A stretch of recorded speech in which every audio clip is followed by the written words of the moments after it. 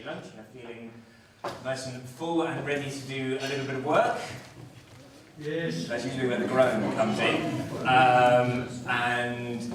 So to pick up the energy, we're going to be doing a little bit of active participation. Do not be scared of the big bits of paper in front of you. They are purely to keep a little bit of a record of some of the ideas and things that we come up with in this session and gather some of the amazing expertise that we have in the room, or at least we assume we have in the room. So you're all probably here because you have some sort of interest in green spaces, whether that's urban green space, rural, somewhere in between.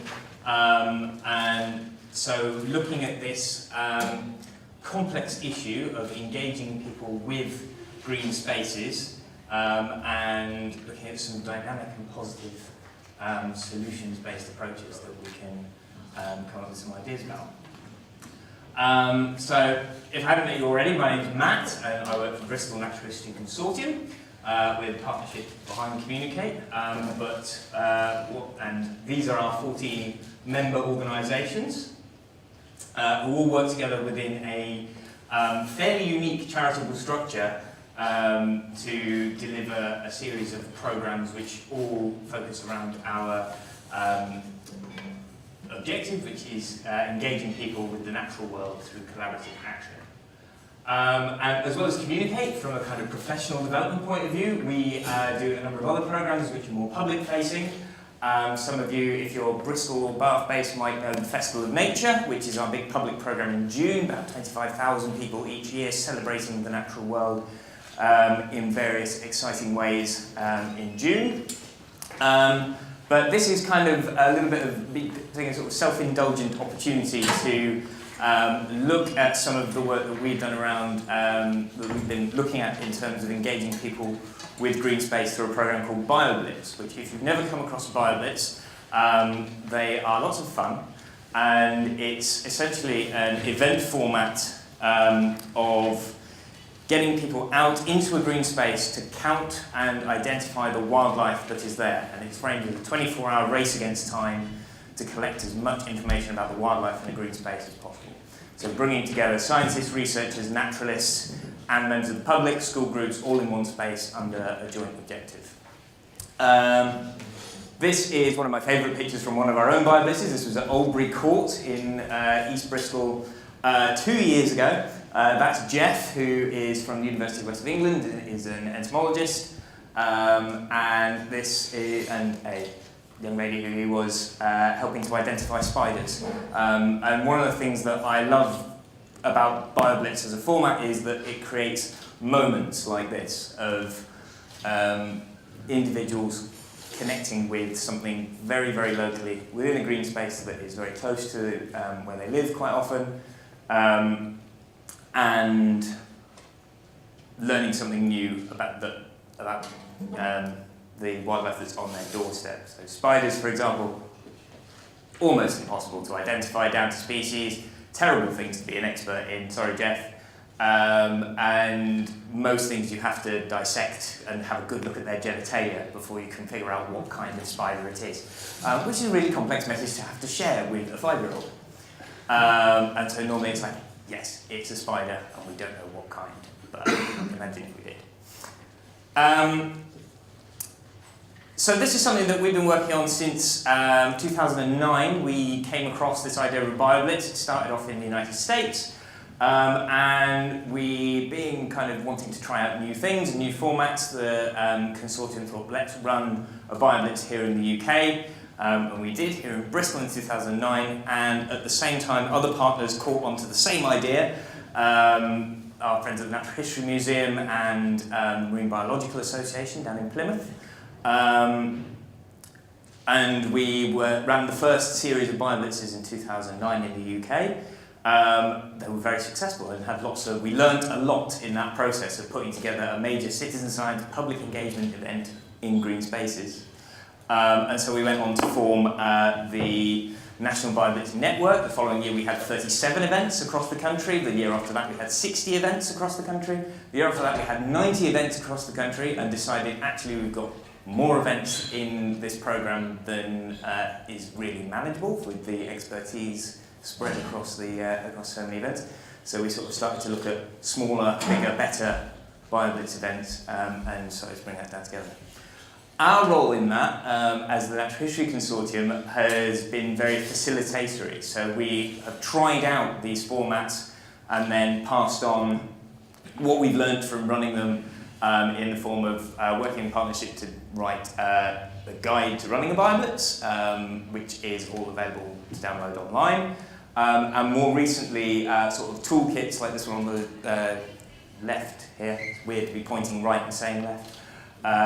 Which is about engaging people with the data that comes out of BioBlitzes, which is a very complex narrative to negotiate your way around.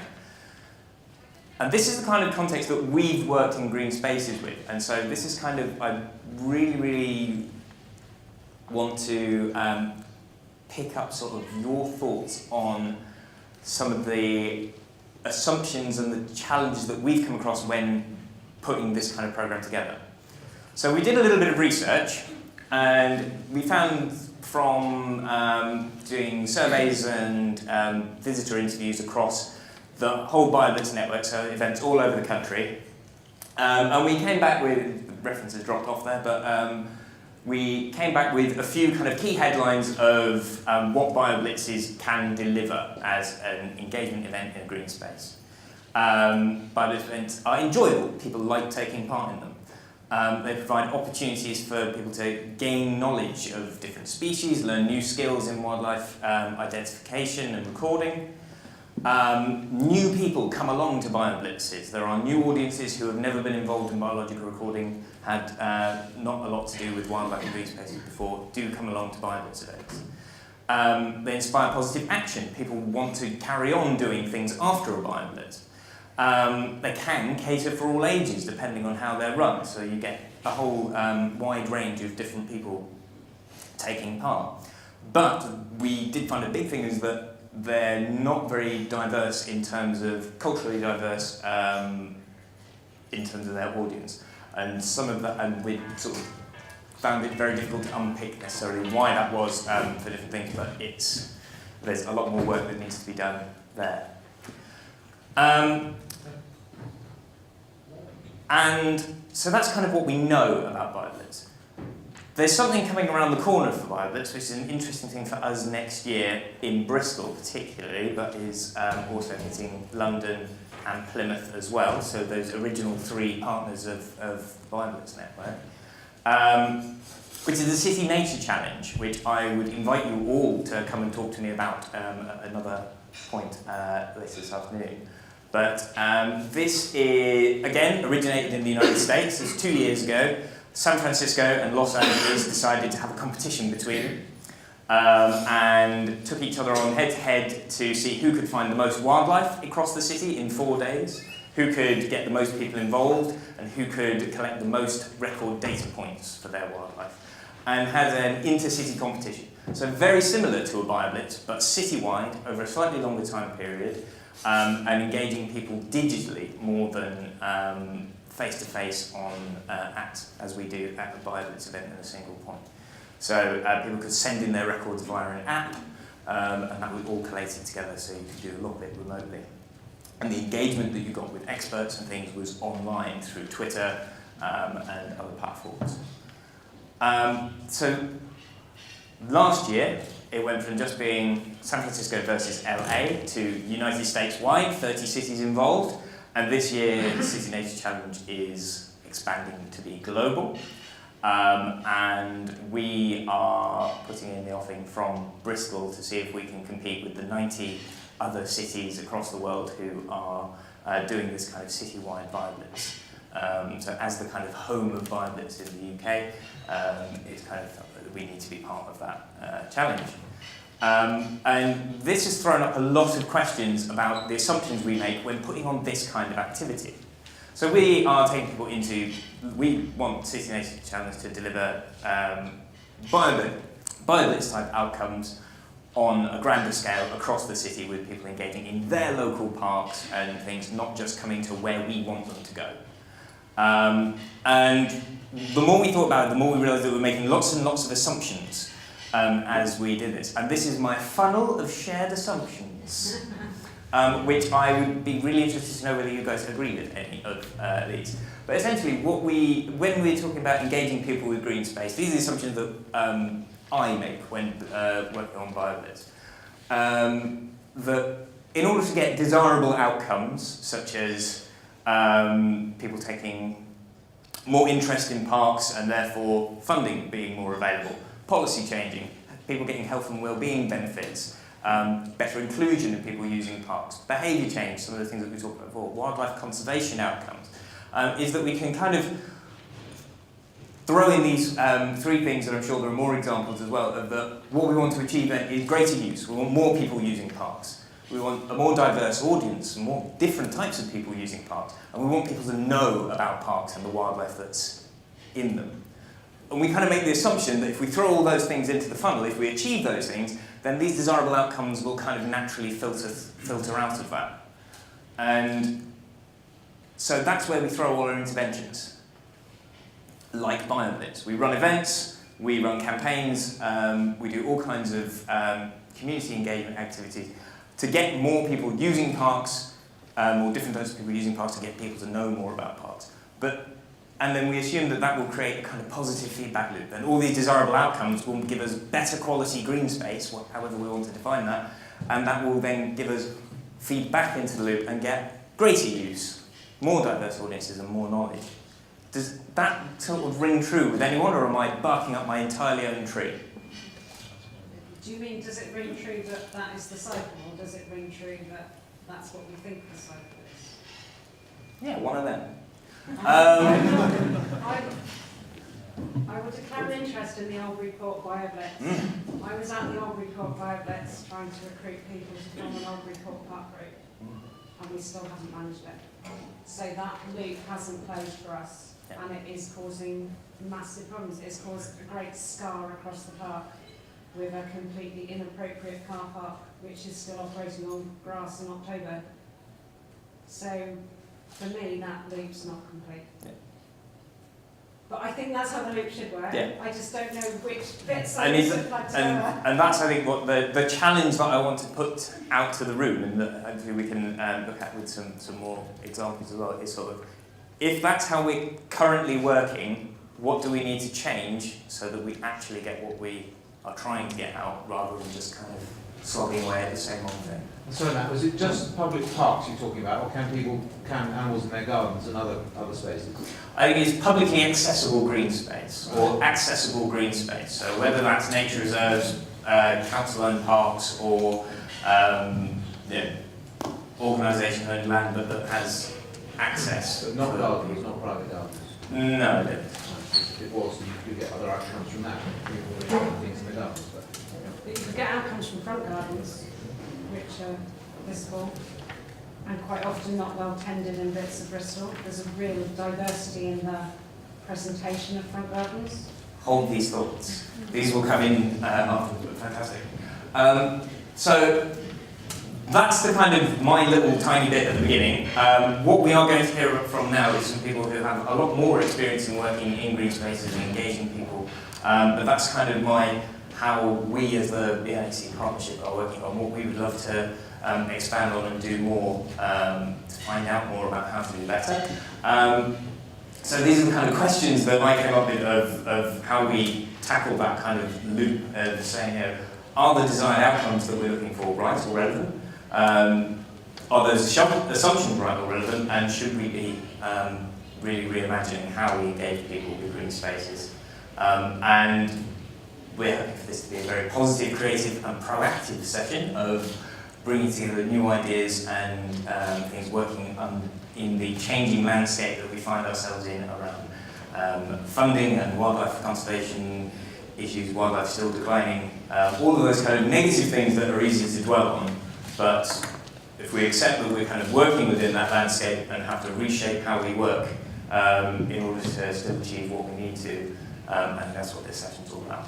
So without anything else from me, I'd like to introduce our two speakers who are going to do a bit of a provocation and some ideas of two very different perspectives of engaging people with green space. So So first up we've got Sarah O'Brien, who's from the National Trust, who will be looking at some of the examples that over the long history of the National Trust have evolved different ways of engaging people with their sites. And after that we'll have Ellie Shipman, who is a participatory artist who's been working at a very grassroots level, engaging people with green spaces as a community builder.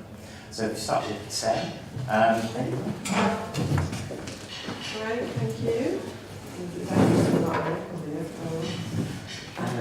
Yeah. Great. Good afternoon, everybody. Yes, I'm Sarah O'Brien from the National Trust, and I'm going to give you a fairly unashamedly National Trust view of green space and our experience of caring for, managing, and providing access to green space over 120 years. And we do this as a conservation charity. We are a charity. We often get confused as being part of government. People have different perceptions of what we are. We are a conservation charity. We're also a big landowner, and we're also quite a large visitor business. And we need to be all three of those things at the same time, and we need to be all three of those things really, really well, because people have quite high expectations of us, as they should do, because as we know, people care a lot about what the organisations like the National Trust do, and they let us know when we let them down. I've got two caveats just on this presentation. One is that I work across the South West region, and one of our values in the National Trust, our values and behaviours, is that we all love places, and I really do love a lot of our special places in the South West, so all my images are from the South West, so apologies to anyone from outside the region. And the second one is we are an organisation that's all about beauty. So if you're looking for lots of facts and figures, I'm afraid my presentation is quite image-led. So I was just going to start by saying we're also, as I'm sure you all know, a heritage organisation. And so I was going to get back to 1895 when the National Trust was founded. And this is one of our founders, Octavia Hill. I don't know how many of you have heard of Octavia Hill? But quite a significant kind of social reformer in her time. And this is what she said about green space in 1895 when the National Trust was established. The need of quiet, the need of air, the need of exercise, the sight of sky and of things growing seem human needs common to all men. So I think something that we can all agree with, or we probably add and women on the end. Her passion about green space came from her work trying to improve the housing conditions in the East End of London, and she kind of reached this conclusion that that green spaces provided outdoor living rooms for the poor are really important. And she was one of three people who set up the National Trust. We were established through an Act of Parliament which gives us special kind of powers to protect green space, which is quite an important thing. So when we it's a process we call declaring something inalienable, not an easy concept to convey, but when we do that we can protect these green spaces forever for everyone in perpetuity. So move forward 120 years, and this is the kind of thing that you may think of when you think of the National Trust. This is Killerton, the Killerton estate on the edge of Exeter. And when the Killerton estate came to the National Trust, it would have been, you know, quite a remote, probably quite a remote place in Devon. Now, right on the edge of Exeter, which is expanding to the west, also the new community Cranbrook, 8,000 people. And so it really is developing as a green space for that western part of the city. We now have over 5 million members who come and enjoy these green spaces. And that's one of the kind of significant changes that we've experienced. But we also have, we estimate, over 200 million trips to our coast and countryside sites. And we're lucky enough to protect some of these types of green spaces as well. This inglorious technicolor, it looks like, is Pentyre Head. And we own and care for about 775 miles of coastline. So the types of green spaces we look after are obviously very diverse. And one of the things that we know about these kind of places is that although people may not always be able to reach them, we have this statistic, I think, that a quarter of people daydream about being in places like this while we're at work every day. So if you're daydreaming now, here's a nice image to help you with that. But the other types of green spaces that we look after are ones like this, is the Trelisic Estate, and there'll be lots of people out today doing this, walking their dogs in our woodlands. And at the weekends, there'll be lots of people out, maybe some of you, doing this sort of thing, which looks like great fun. So what perspectives can we offer on the changing face of green space and all these kind of different sites that we manage? Well, I've got 4 points that I was going to kind of put into the room, and I'm going to recap them all at the end, so I have actually got some writing in this presentation. So the first one is about understanding how people value green spaces. In our organisation, and I think in many other organisations, we have lots of experts who can tell you what's significant about a piece of grassland or a heritage asset. And that's grounded in its international value, its European value, its national value, and a very kind of expert view, often grounded in very good academic research. But what we're moving to now in understanding what people value about our green spaces is more of a shared understanding, and this is a process called spirit of place. So trying to understand about these places what is unique, distinctive and cherished. And that means we ask people what they actually value about these places. And that can give some, quite surprising or interesting perspectives. This is Alleronde. Has anyone ever been to Alleronde? It's quite, I think quirky is the word. It's a 16-sided house on the edge of Exmouth. We always describe it as quirky, and it's got a fascinating interior collection and decoration. It's got a shell gallery. So when we talk about it, that's often what we talk about, the 16-sided house, the 18th century. But when we ask people, what do you really value about this site, what really came through quite strongly is they value the view, which is the view out to the Estuary. Beautiful view when you're there on a lovely sunny day like this. So that has really informed our management of this site. And we're doing that at more and more places. And interestingly, it's also the reason that the people who built the house originally built it there, obviously. But sometimes you can forget that when you're in the midst of caring for these places. What we also know is that we've got that kind of spirit of place process, that people have a huge amount of connections to our places. Whether it's the place where you walk your dog every day, whether it's the place where your husband proposed, the tree underneath which your husband proposed, or the place on the coast where you have your annual family photo every year. People really use our places to kind of document their lives. And all of those connections, whether they're amenity, whether it's where you first rode your bike, are equally valid and equally rich. And that's, I think, an important thing to reflect on about green places. You won't find all the answers through processes like Spirit of Place. So the second point I was going to make is that we're very interested in making it easy for people to access, participate in and support our green places. So this is, hopefully some of you have heard of our campaign, 50 Things to Do for 11 3/4. And one of those things is climbing a tree. I think this is a tree at Tinsfield, just outside Bristol. And this has been very successful in attracting family audiences and giving them access to our green spaces. It's really caused quite a big kind of transformation within the National Trust. We're also quite focused on things like outdoor signage and how we move away from thinking, particularly in the countryside, around people who should be going to the countryside with an OS map and should be able to find their own way about, to providing signs with maps, for example, that actually reflect what you see beyond the sign. And what that means is sometimes north isn't always facing up, pointing up on the sign, which causes a lot of consternation among some of my colleagues, as you can imagine. But it's trying to understand what audiences need from us in terms of making it easy. And the other way we need to make it easy is in terms of enabling people to give their time. We have a lot of volunteers who give their time at National Trust properties and places. And we need to make it as easy as possible for them to do so. This is somebody volunteering in the walled garden at Tinsfield. And that's a kind of, I think that point about making it easy is quite a challenge sometimes with the organisations that run green spaces. We don't always make it easy for people to give their special skills, give their time, and even sometimes to give their money. We don't make it that easy.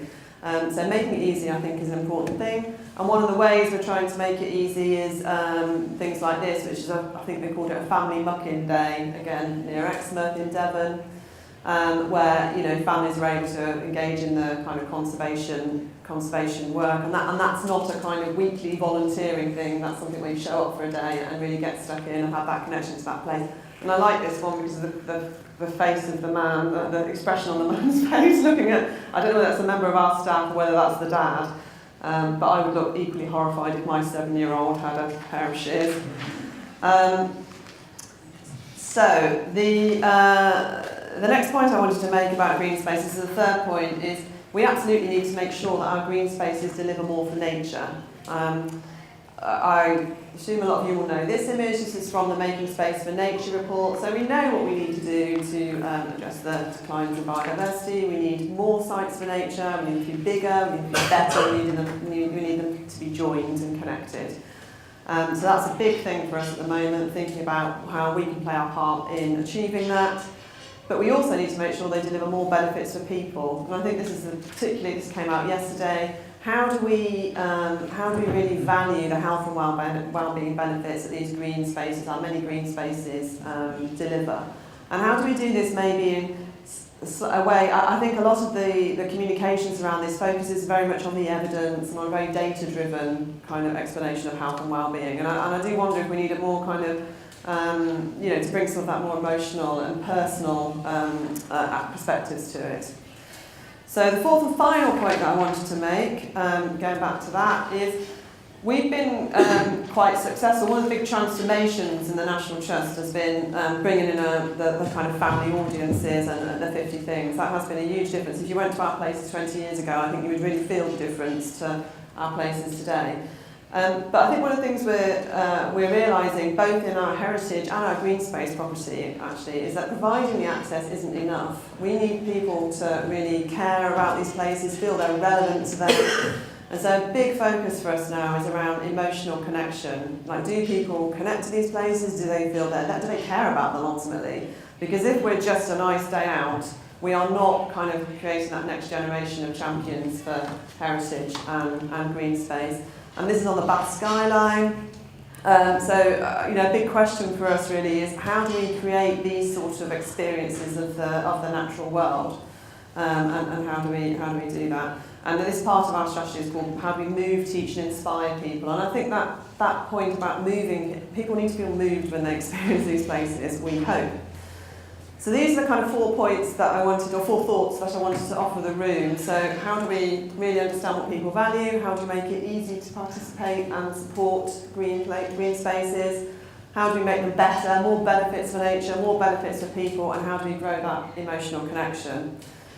And the final thought I just wanted to leave you with is we aren't going to do this on our own. This is not a National Trust place. This is Devon Wildlife Trust place that I visited in the summer with my own, 2 of my own members of Generation Z there on the site, and we had a wonderful day. And I guess I put this image up because this is all going to be about working in partnership, all of our organisations in the room.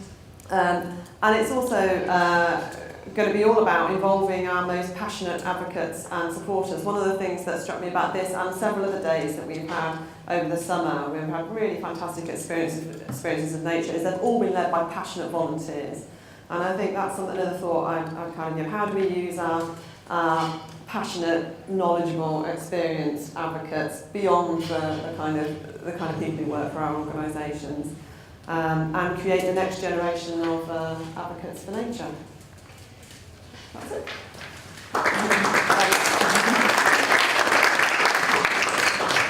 Thanks, Sarah. And so keep in mind those 4 points and things. You've had the sort of funnel of assumptions from me. You've had the 4 points from Sarah. Now Ellie's going to look at some kind of creative and proactive ways of engaging communities with green space. And then we will be over to you to develop on those ideas and come up with some interesting stories for yourselves. Thank you, Ellie. Thanks, Matt. Hello, everyone. Thanks for having me. It's really nice to be here, and it's really great to hear from Sarah and other speakers today. So I'm Ellie Shipman, hi. I'm a participatory artist, co-creating with communities, exploring everything from sustainability in the environment to well-being, urban regeneration and cultural identity.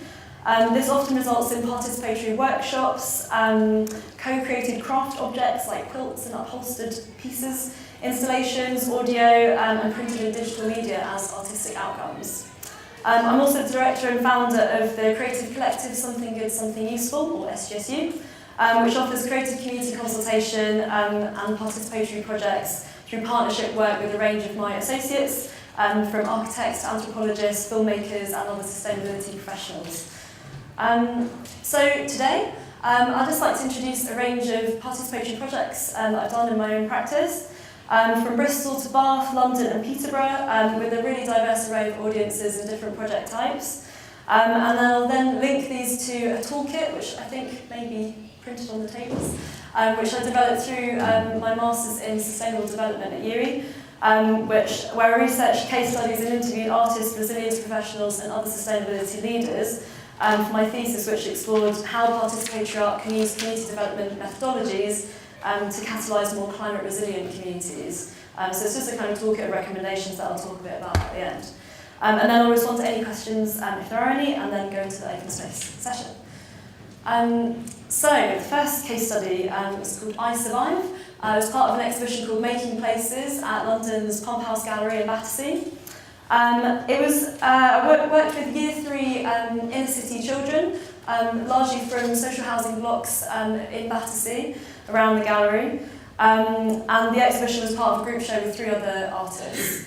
So I wanted to invite the children to consider different environments and in a kind of very soft touch way to consider climate change as well. To have fun in the process of making the work, as well as engage in their own local green space, which is of course Battersea Park, this absolutely beautiful park in London. So I divided the children into 4 groups, exploring different environments, or survival in different environments, from mountains to forest or jungle, water and desert. And then in the classroom we looked at different structures for homes used in these places, from things like Mongolian yurts to houseboats and all sorts of other structures. And then we drew our own imagined versions which informed the den making. And then we explored Battersea Park, and I invited the groups to make a den in the park in the first session, in the trees, rocky and grassy areas of the park. And they had an amazing time playing there in places which usually they wouldn't be allowed. And actually a lot of them had never even been into the park, literally about 5 minutes from their house and school.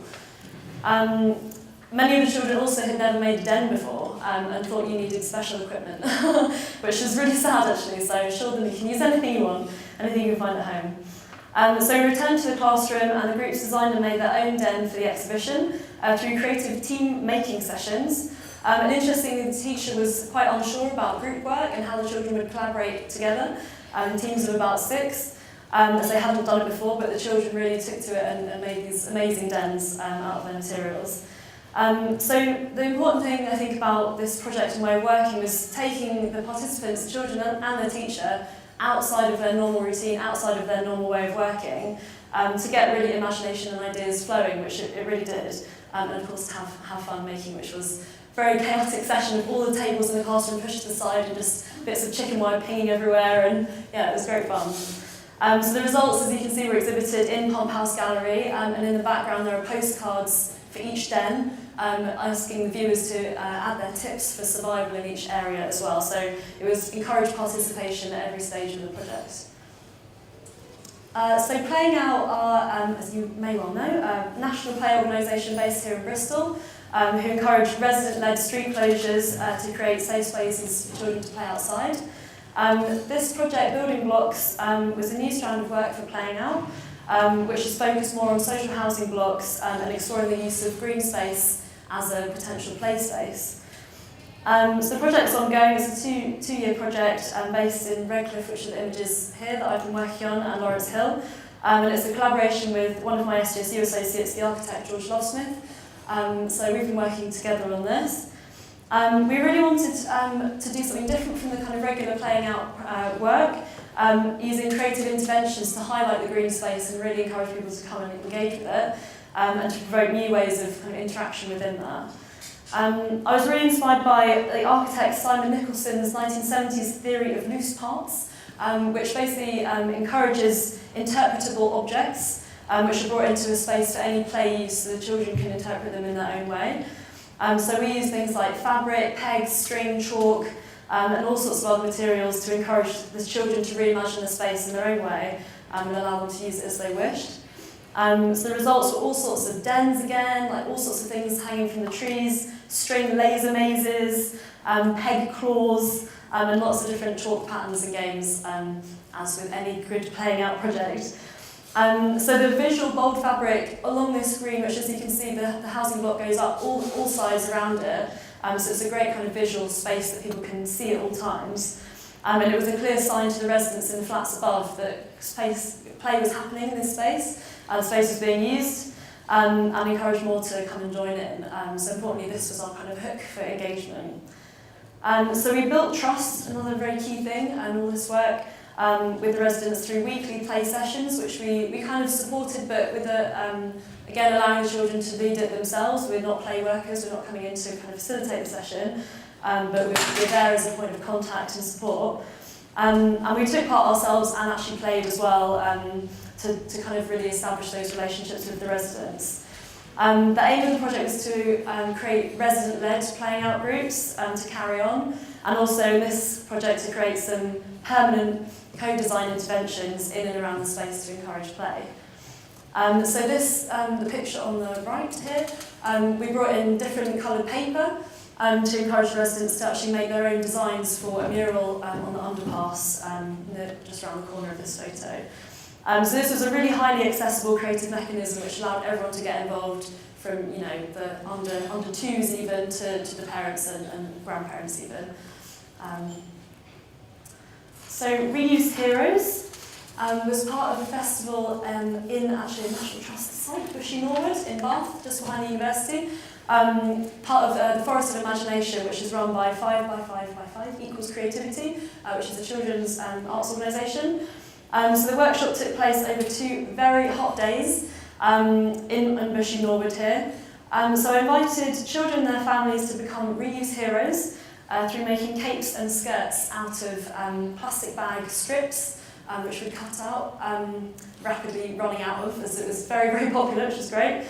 Parents commented that they were often stuck for something to do at home, and they hadn't thought of simply using household materials and even rubbish to create something new and really imaginative. Some visitors said that they lived locally but hadn't come across the green space before, but the Creative Festival brought them in to discover it, and they were all, of course, very keen to come back to the beautiful area that it is. So again, this idea of loose parts allowed the children to interpret the capes in their own way, becoming anything from superheroes to dragonflies, ballerinas and bats. One family amazingly made this huge kite which worked and kind of got a lot of other families egging them on. It was really exciting. And the process involved the parents as well. I think often with community workshops, especially those as part of children's events, the parents often stand aside and let their children carry on, but actually we made sure that it was something that parents could come and get involved with too. And the simple capes encouraged the children to explore the green space in a kind of new way. So they were climbing and jumping off the logs and running around and twirling with even more vigour than normal, which was fantastic. So what was and what could be was part of a project called Bretton Greens, run by another SJSU associate urban theorist and sort of community facilitator, Katie Hawkins, which she's running in Bretton, which is a township just outside Peterborough. So Katie's project also includes poetry walks. She created a pavement mural with local artists, a community garden and a bird box installation alongside other interventions. So as part of her project, I made these participatory banners to use as an alternative form of engaging and collecting people's views on their local green space. So one banner was what was and one was what could be. And what was for memories of the space and what could be for ideas of what could come. So we took the banners on a walk which was led by local residents who invited other residents to add their responses to the banners on these luggage tags which were hung on the pearls of wisdom, which I'd sewn on to all of them.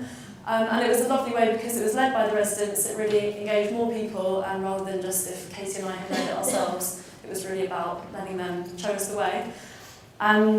The sort of provocative visual disruption of people's routines, as well as they walked their dogs or skated or used the green space as a cut through, meant we could collect really engaged and genuine responses, which is a lot more effective than just going up to someone with a clipboard or door knocking. And I made the banners with these kind of rather vague headings for sustainability, so they can be used again for other projects and different things in the local area, and the community can kind of reinterpret them in their own way. So yeah, just to ensure they have some further usefulness to them. So the toolkit, all this kind of my practice and experience has informed this toolkit. alongside first-hand interviews from my master's research and other case studies I've looked at from different artists.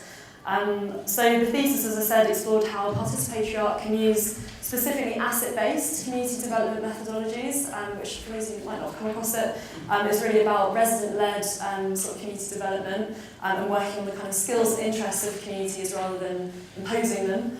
And to catalyse more climate-resilient communities. So that could be more cohesive communities, more connected, more climate-aware, etc.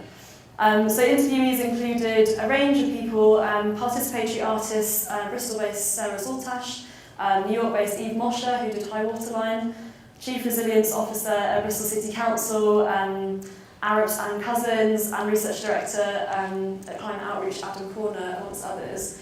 So we coded all these interviews and came up with these 10 recommendations. So firstly, listen to the community and ask what they can do. So coming into a new community, it's not about imposing your ideas and agenda and finding out what skills and resources are already available there. Gaining permission, building trust, participate and sharing your own story. I think this is vital. I think as a, to be empathetic, to be able to come in and work with people on a human-to-human level, it's important to say where you've come from and what your experience is as well. Provoke curiosity through the artwork. What's your hook? So things like the banners, the fabric, is a way to really get people curious. Sharing and building climate knowledge collectively. It's not about experts coming in and imposing their own experience and knowledge.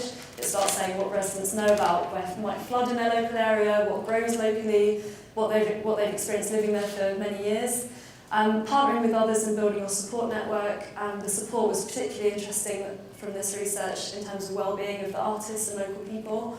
Knowing it's okay to just be an art project, but being aware of your role. Often art projects are used as tokenistic, so really being aware of that political sort of situation. Obviously aiming it to be sustainable in an environmental, ethical and economic way. Economically specifically, as a freelance artist, it's important to actually be able to sustain yourself, as well as making sure it's environmentally sustainable. Importantly, to catalyse, even in a small way, even something from changing someone's mind about something, I think is a really important outcome. Evidencing the impact, but knowing why and who for, knowing where you sit within funding agendas and the political landscape, and finally having hope, which I think in this sector we all need to remember is important. Thank you.